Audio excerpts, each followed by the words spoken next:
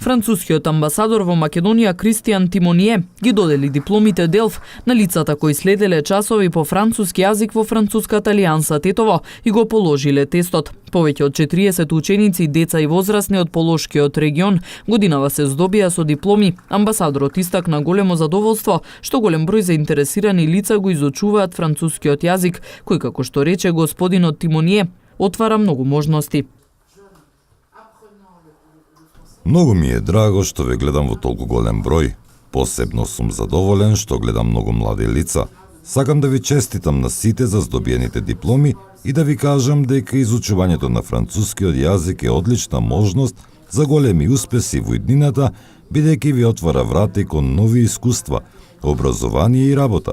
Се надевам дека и понатаму ќе продолжите да го усовршувате јазикот.